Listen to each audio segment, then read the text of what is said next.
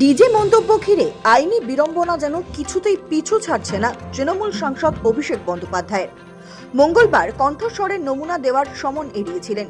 এরপর কলকাতা হাইকোর্ট থেকেও কোনো রক্ষা কবচ পাননি তিনি।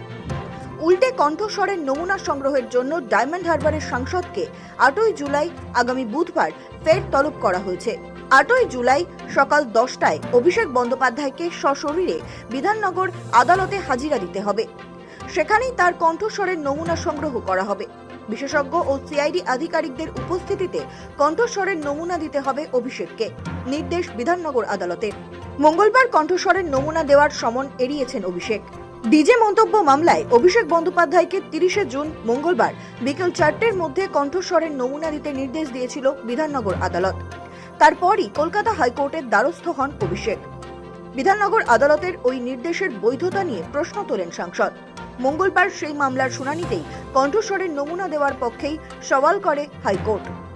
কোনো রক্ষা কবচ দেননি বিচারপতি তীর্থঙ্কর ঘোষ, বরং মামলাটি থেকে নিজেকে সরিয়ে নেন তিনি।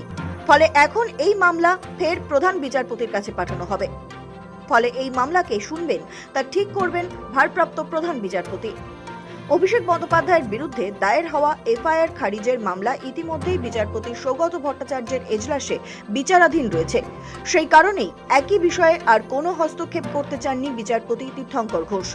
তিনি স্পষ্ট জানিয়ে দেন, এই মামলার মূল বিষয় অন্য বেঞ্চে বিচারাধীন থাকায় সেখানে গিয়ে নিজেদের বক্তব্য পেশ করতে হবে।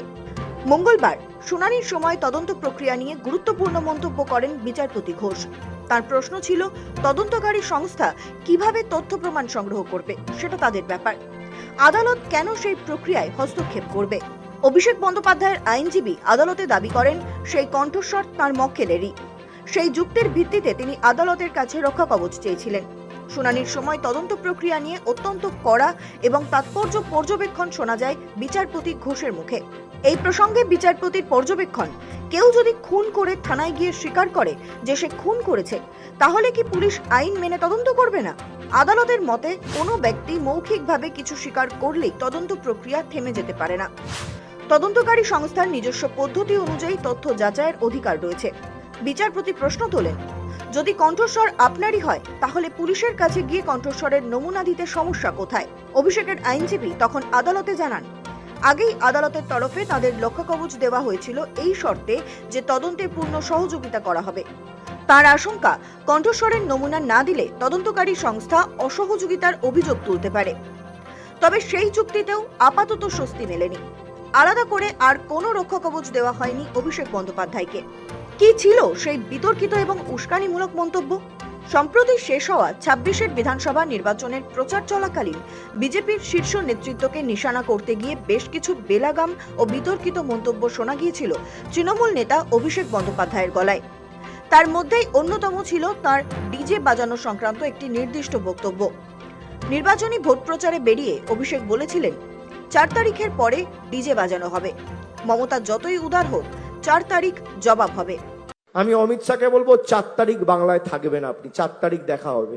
আপনি বাংলার মানুষকে বলছেন 23 তারিখ সব ঘরে ঢুকে থাকবে, বিজেপি আসার পর চুন চুনকে জেল মে ডালেঙ্গে।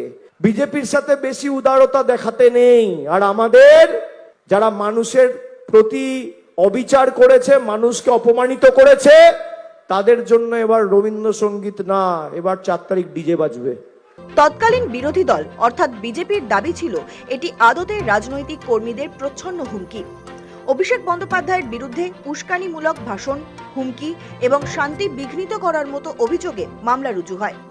এফআইআর খারিজের আর্জি জানিয়ে কলকাতা হাইকোর্টের দ্বারস্থ হন অভিষেক বন্দ্যোপাধ্যায়।